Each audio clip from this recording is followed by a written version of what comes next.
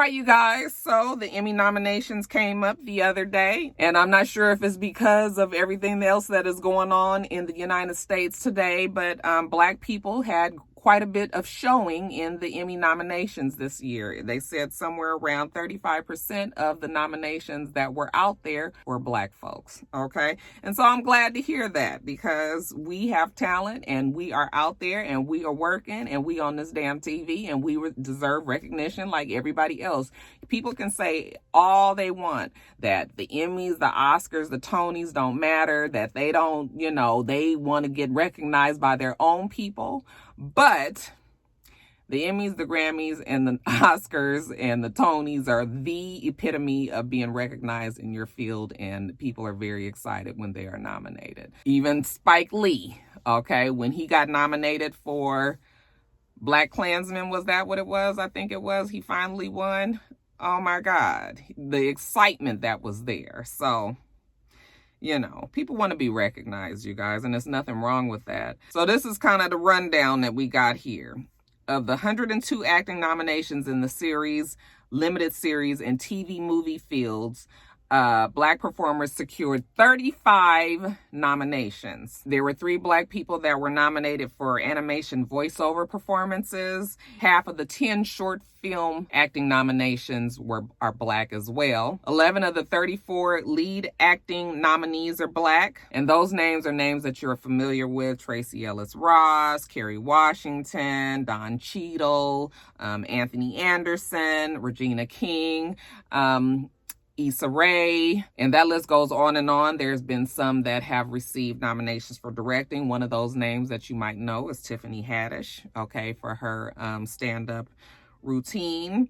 We have Dave Chappelle was nominated. We have, I think they said the show The Watchmen got something like 27 nominations. I mean, that includes other white people and all, but the show itself, Watchmen, that was led by Regina King, got quite a bit of look, and that show was canceled. That show didn't even continue on. Basically, in short, there were many Black people that were included in this Emmy nomination bunch, and we're just going to hope that it's not just because they know that they need to have Black representation, okay? Meaning basically that you guys might give us a nod this year, but then we got to sit out 5 more years because now nobody is looking at the Emmys to, be representative of Black people like that anymore. You understand what I'm saying? So, hopefully this will continue on, that they'll give, Black people this shot. I was talking to Debbie the other day, and she said that Power wasn't nominated. And I was like, well, Power ain't even all that good no more. But for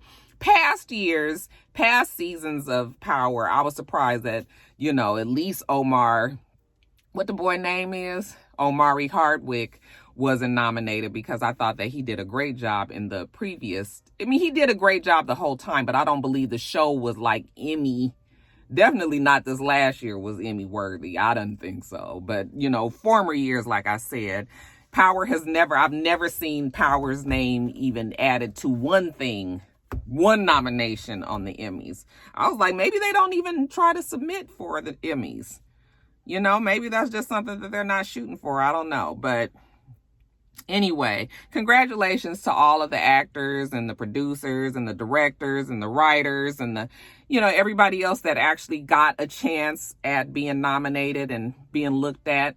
Okay, it's important to have on your resume. It's important to gain status. And I'm glad for them. So congratulations. The Emmys come on when, you guys, I'm not quite sure, but they should be in these next few months. And I guess we'll see what happens then. Congratulations and good luck to all of the people involved. All right, you guys. So let's just do an update on NeNe, you guys. Child, I can't get away from Real Housewives of Atlanta for shit. I feel like I talk about them every damn week. And now the show is didn't feel like the show about to come back on. So, you know what? Potomac comes on this weekend, huh? Oh my goodness, I don't think I can skip that video if I'm out of town. I'm gonna have to do something, you guys. We'll figure that out. Anyway, NeNe leaks, Lanithia leaks, Remember I told you guys a long time ago that I felt like, even though people were saying that she wasn't coming back, I felt like maybe they were still in contractual discussions and that they weren't going well. Well, now it's come out that, yeah, the discussions are not going well. And that might be the reason why she won't come back. I believe it probably all boils down to money. They probably don't want to give her as much. And she's probably demanding more. Okay, so she's saying that the negotiations are falling apart. So far, they have not signed her on. I do know that they have started filming already because we've seen the girls. Well, at least we've seen Candy, Cynthia, Kenya together and filming something. So, and we're assuming that's for Real Housewives of Atlanta. So, yeah, NeNe so far is on the outs. NeNe has told us that part of the reason that Bravo has issue with her is because she continues to call herself queen, and also because she says that she is the HBIC and that other castmates do not like this. She said that she will continue to call herself queen because that's what she is. She's Greg's and her boys' queens, and she will continue to say that. As far as her saying that she's the HBIC, I mean, NeNe has been saying that from the beginning. It's just something that we've gotten used to, and I don't know why. I mean, I'm wondering if really people, I mean, does the cast really have a problem with her saying that? Can you stop people from saying things like that? I mean, if that's how she feels, why can't she say it? It might not be true, okay? Especially as the years go on and some people are not feeling NeNe as they did in the past, but like, is that a reason why to cut somebody off the show is what I'm saying. She said that the word was put out that she had hit a producer, so, you know, her name was besmirchified on them streets out there. She said she never did do that, you know, and said that was Bravo who released that false information.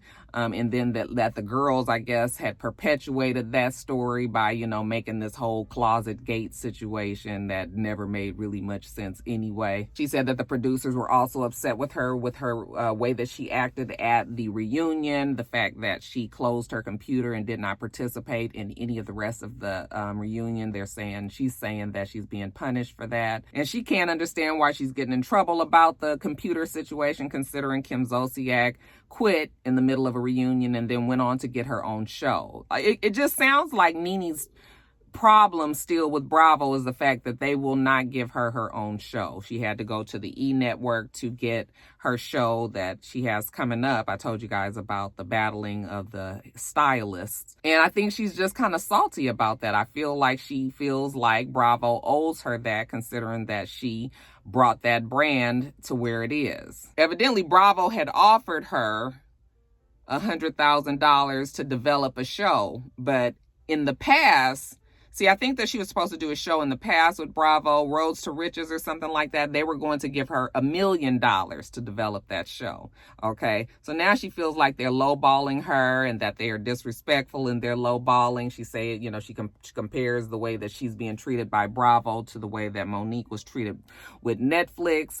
And you know what? She has just a lot of issues. And I just don't really see how you can continue to try to cultivate a relationship with a network when you got all of this problems with it. You know, maybe it is time for you to just cut your losses and go do something somewhere else. But I think she feels like I said, Bravo owes her this. And so that's why this continues to go on and on. You know, she did say something slick, says that there's a Terry Crews there. I know that she's comparing Terry Crews to Candy, and has said that Candy is like a brown noser and that she is a white people pleaser. And I don't know how true or false that is, but I mean, Candy is a favorite at Bravo. But NeNe was a favorite at Bravo at one time, too. Does that mean that you were a brown noser and a white people pleaser? It's just not NeNe's time anymore, probably. And that can be hard for some people to accept, you know, when they were used to being on top and maybe they might not be quite up there any longer. Okay, everybody has an expiration, but it doesn't look like NeNe is going to go out gracefully. And I honestly don't know if they are going to even want to deal with her attitude if this is what they dealing with. I mean, she's called Andy a racist, and she's, I mean, you know, so it's just like the things have gotten so bad there. I don't know how you can continue this relationship. I can't get my words together, you guys, but we'll see.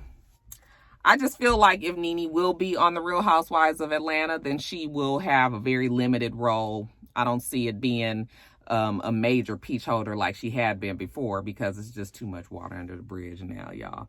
But that's it. What y'all think? Y'all think that NeNe needs to come back? You think she needs to go? Do you not care? Let me know. Let's talk about the NFL for a second. You guys know that I'm not no NFL fan, but every now and then I got to give it to you. It seems that the NFL and the NFL Players Association have come to an agreement, and they now have opt-out rules for any of their players who don't want to participate in the upcoming season because of COVID-19, whether you have health problems or if you just don't want to have to deal with it at all, okay? Basically, the rule is you can opt out if you want to, and your contract will roll over to the next season. You will need to let everybody know that you're doing this by August 6th, I think it was. Yes, August 6th. You will need to let them know by August 6th that you are doing this. And shortly after they rolled out the opt-out rules, then people started to opt out. I don't know how we're going to have a whole NFL league if really a lot of their players start to opt out. But I'm not quite sure why we playing this extreme contact sport like football and expecting them not to spread the virus, okay? So, I mean, I guess in the end, the NFL is just leaving it up to the players, whatever you want to do. Now, if you do opt out, and just because you don't want to have to deal with the fact that COVID is out there, but it's not for health reasons, then you can get an advance on your salary for the next year. That's $150,000. Okay, that doesn't seem like a lot to a football player, if you ask me. And then if you got your salary for the next year, when you do go back to playing, then they will deduct the $150,000 from you. Now, if you do have health problems and you don't want to go play football, then they will give you a $350,000 advance. And then it's the same thing. When you play next year, they will take the $350,000 out of your contract. So,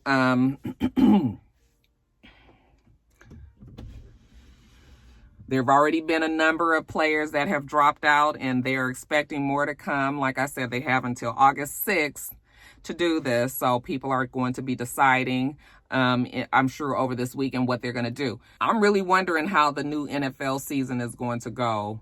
We already saw that the NBA, you know, that they've taken extreme measures to get everybody under one roof and kind of keep everybody in this bubble. And even that has been shown to not be like failure proof, you know, because we had one that got out for personal reasons.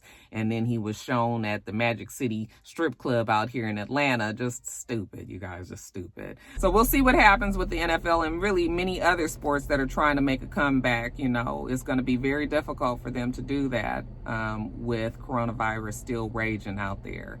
But like I said, these people trying to get back to their money. And I know that those football players who don't have extremely large contracts need their money as well, you know, so they find themselves in between a rock and a hard place too. But we'll see what happens there, you guys, but the NFL season is coming soon.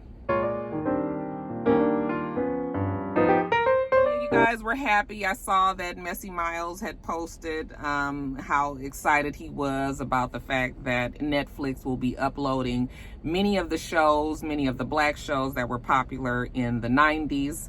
Those shows will be The Parkers, Moesha, Sister Sister, The Game, Girlfriends, Half and Half, and One on One. Okay, they're all scheduled to be uploaded. Their seasons, all of their seasons are scheduled to be uploaded onto Netflix between the months of August and October. Okay, so you can watch all of everybody that you ever wanted to your heart's content on repeat if you need to of those shows. And good for Netflix, okay, because the culture definitely wants those shows. I didn't really watch any of those shows with the exception of The Game and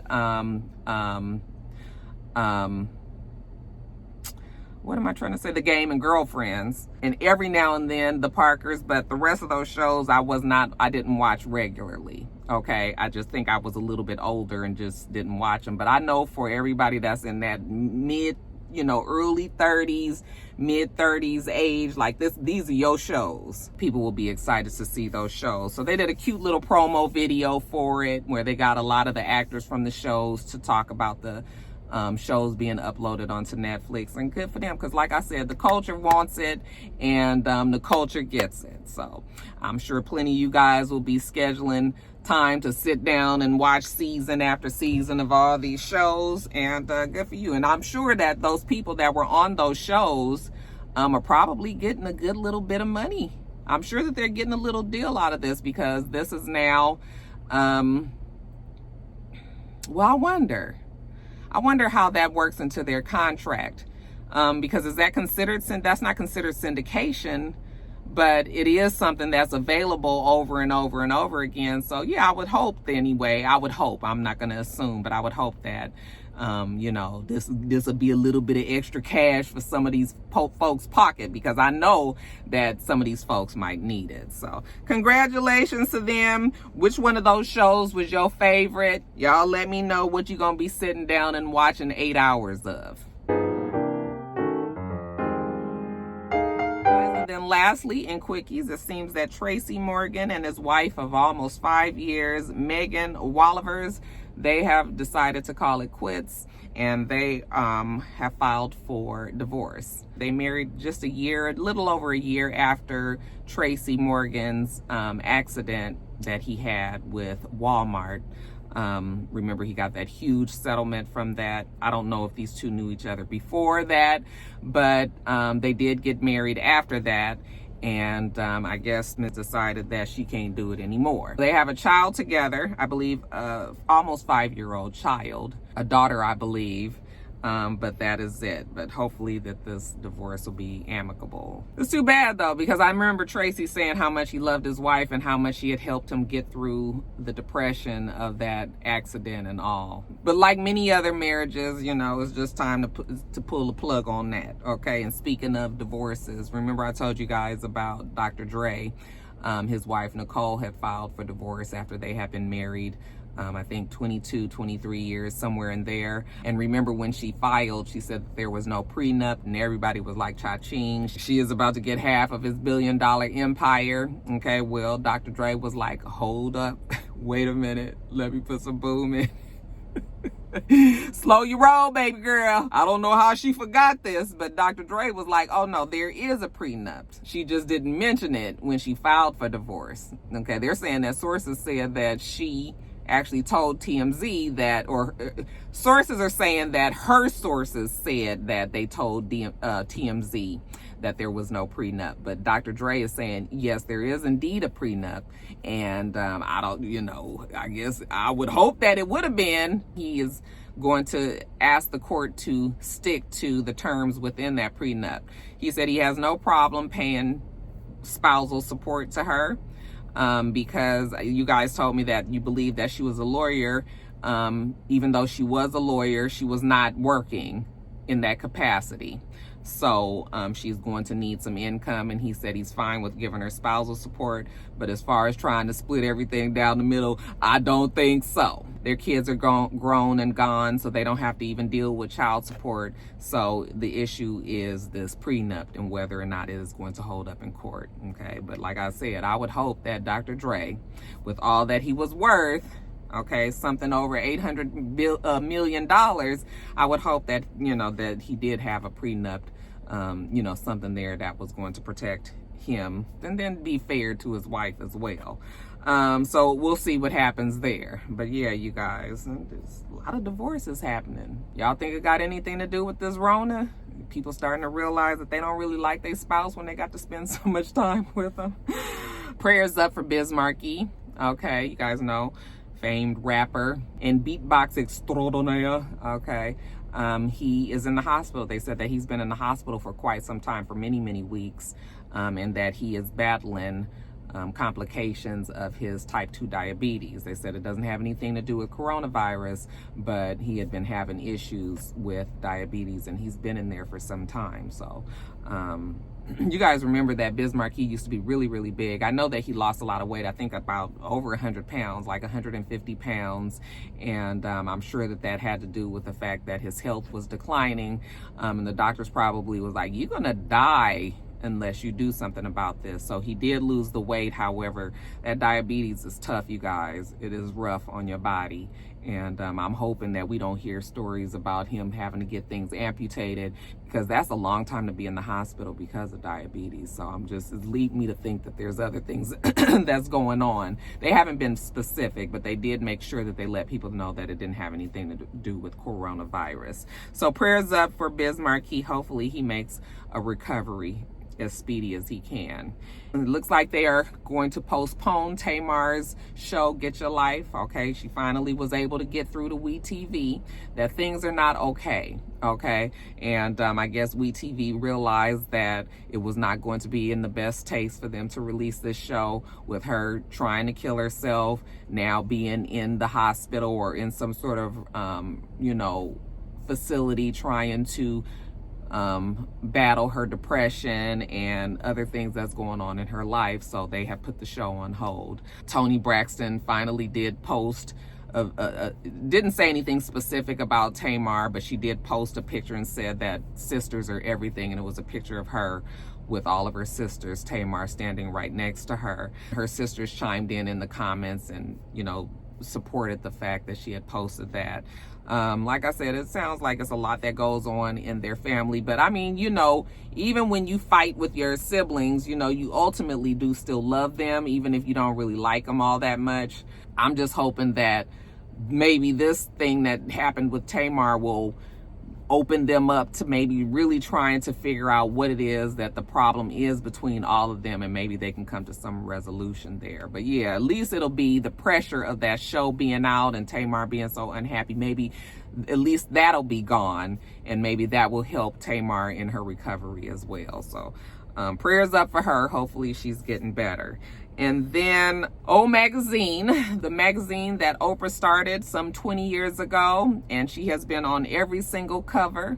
I think that's around 144, you guys. That's 144 covers that Oprah Winfrey has done for her magazine. Anyway, you guys, it is time to say goodbye to that magazine. I didn't even know people were still really buying magazines like that. However, I do see them when I check out at the grocery store, but usually it's just something for me to pick up and leaf through while I'm waiting for, to pay for my groceries. But other than that, I didn't know that people were still doing this, but evidently so. They said that she had a circulation of 2.2 million copies and a 10 million print audience. Okay, so that actually, it seemed like that was still doing pretty good. But Hearst Publications, which is where they, print her magazine, they're having drama within the executive office there. And it's been some shit, because I kind of remember at one time that Oprah magazine was thinking about cutting it some time ago, but they continued on. But now that the dramas is going on over there in the executive office, everybody said it's a wrap. Not sure if it was Hearst or Oprah, that's pulled the plug, but maybe Oprah is just over it, because she could really move that magazine over to another publication if she wanted to. Another publishing company if she wanted to. But Oprah's 66 years old, and baby, she just like, I'ma deal with my own network and that's it. Somebody told me that she sold OWN, but that's not true. I looked it up, and as far as I can tell, she is still the owner of OWN. I mean, she might be on a board, but she's very much still involved in OWN. So I don't know who told me that in my comments, but I don't think that that's true. If you got some, an article or something that tells me differently, y'all let me know. But I think she still owns OWN. And then lastly, you guys, the next Verzuz battle that will be coming up will be the one between 2 Chainz and Rick Ross. Definitely an ode to the South. I mean, unless you are just a 2 Chainz or a Rick Ross fan, over on any other coast, The South this is just something for the South. I don't think that many people even know much of Titty Boy's music over in Los Angeles. Okay, unless you just a rap fan. But I wonder if they even play much 2 Chainz over that away. Rick Ross is more known, I think, but both of them will have most of their fans down this way. And yeah, I think it'll be a cool battle. I don't think it's one that I'm just clamoring to get to. If I have the time, then I definitely will listen, but you know, it ain't gonna be like how Snoop Dogg and DMX was. Now, that shit was the bomb. Okay, so theirs is coming up. There's all this talk about Chris Brown supposedly going up against Usher.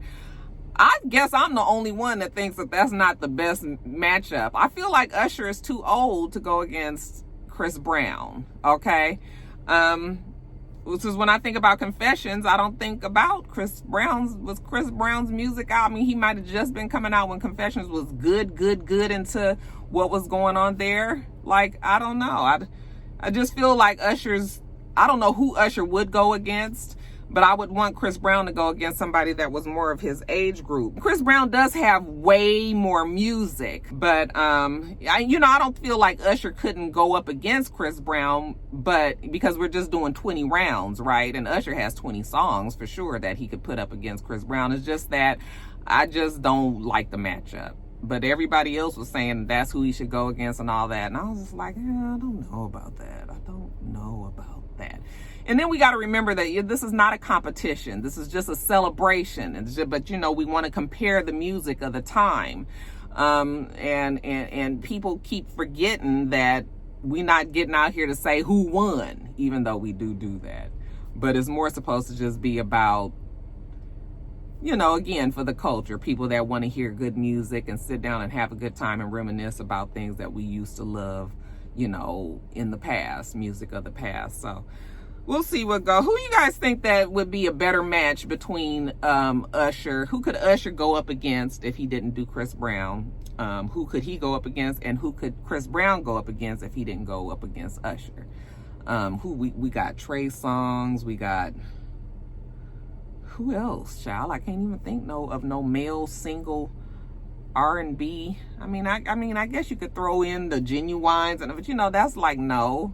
Yeah, anyway, you guys, just throw out the names who you think would be good in a lineup matchup for the next R&B versus battle. Alright, you guys, that is it. Let me get off of here. I'm about to go up here and edit this. Oh, you know what? I probably are gonna make this into 2 parts, and I forgot to put an ending on where it would be in the 2. Well, anyway, we're gonna break this up into 2, but I'm gonna make sure I get this out to you guys. Y'all just hold tight, okay? We do this every single week, so make sure that you rate, comment, and subscribe, and make sure you come back.